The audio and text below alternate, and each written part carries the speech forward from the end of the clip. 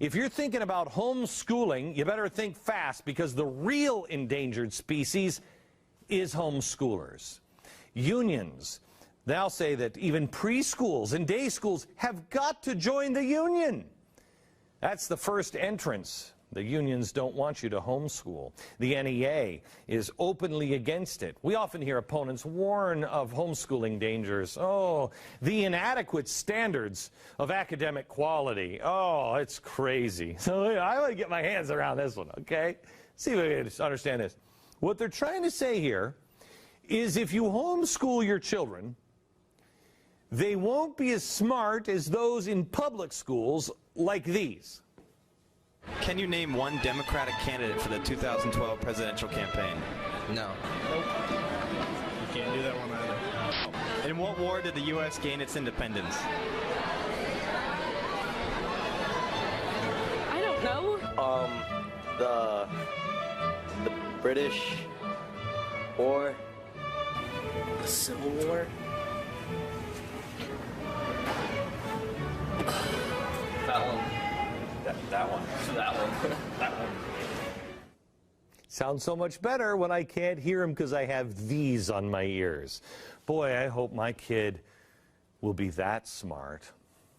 I've never met a homeschool kid who said something quite that stupid. But that's only danger number one. Danger number two, of course, lack of socialization with peers of different ethnic and religious backgrounds. Okay. All right, so what that's saying is, your kids are going to be, hillbilly racists if they don't go into a public school. Because the kids in public school, they're not racist at all. They don't make a living for themselves. They just drop out of high school. I'm going to have kids. I'm going to get a welfare check. I'm going to get my GED. I'll get my GED. I'm going to go work at McDonald's. And, if I keep having my babies, Shaniqua, Liko, and Jaqueque, I'll keep getting my welfare check for having my babies. Oh. So we're hoping that we can put our kids into public schools, and then they'll be just as good as these public school kids. Okay, all right. So your kids will be smart, and they won't be racist. All right, got it. So far, public school is, boy, you're setting the bar pretty high there. Danger number three, the potential for development of religious or social extremism. Oh, man, those crazy religious zealots and extremists. Boy, you are right. Kids in public school, they are just so totally normal, and there's nothing extreme that's going on in public schools at all. And the last two dangers here, potential for development of parallel societies that don't fit into the standards of citizenship or the standards of community. So wait a minute. There might be a secondary society that wouldn't be like the current standard of the community. I personally think that's a reason to teach my kids at home. I don't want them fitting into the standard of this society. This one? No, thank you. But it's not like our kids in school are out of control or anything. Not at all. Anyway, the last danger, children sheltered from mainstream society or denied opportunities such as social development. Can I tell you something? My kids, who are homeschooled, are screaming from the closet every day when I get home. They're like, "Daddy, Daddy, I just want to meet another kid." And I say to them, "Shut up in there!" Oh, man. So you heard it here first, and twice, I think, on that list. Socialization with peers. And now this.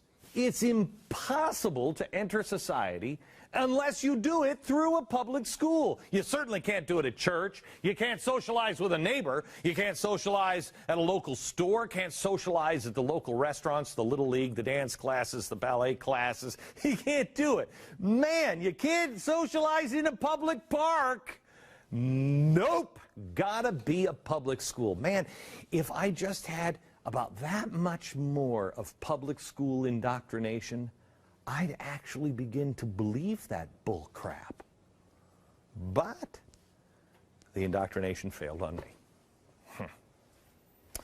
Now, it's even worse in Sweden. where we've told you before, homeschooling now is virtually banned.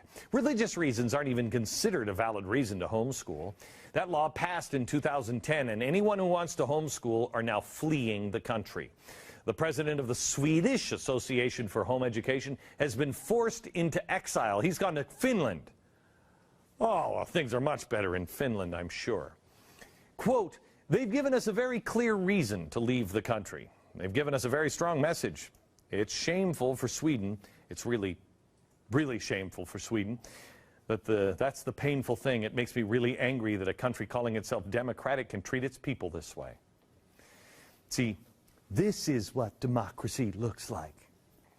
Also in Sweden, this Orthodox Jewish couple is being threatened with a massive fine of $2,400 per week if they don't enroll their 4 eligible kids into public school. Now, this makes total sense. Once you figure out who these wackos are, I mean, and what they've done to their kids, well, they have a family of 11 children. Hello, hurting Mother Earth, see what I'm saying? But their children have had pretty disastrous results, really, when you look at what they've done to them in homeschooling. The 6 oldest kids, washed up losers, you know, okay, they're pursuing careers in education and all teaching at high schools or universities abroad. But the younger ones, look how stupid these guys are. They're on the computer from 8 a.m. in the morning till 1:15 in the afternoon, just 5 days a week. They learn to master a full schedule of Judaic studies, including proficiency in Hebrew, and then afternoons it's English and Swedish and mathematics and geography and science and music and art and gymnastics. And all the children speak English, Swedish, and Yiddish fluently. And they can read Hebrew by the age of 4 or 5. And their extracurricular activities include community work with regular visits to the elderly, helping out with Sunday Hebrew school classes for other Jewish children taught by their parents, and other educational activities. But we don't even know if they like Swedish fish. We have no idea. We have no idea at all. None. Now, I'm sure the Swedish school system could do better than this dad, right? Right? I don't think so. There's one more story I want to share with you right here from home.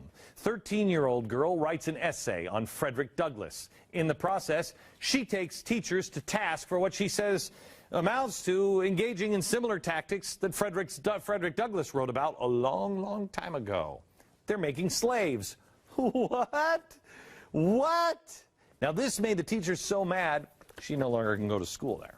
They kicked her out. How dare you question the teachers? We'll hear from her and her mother coming up.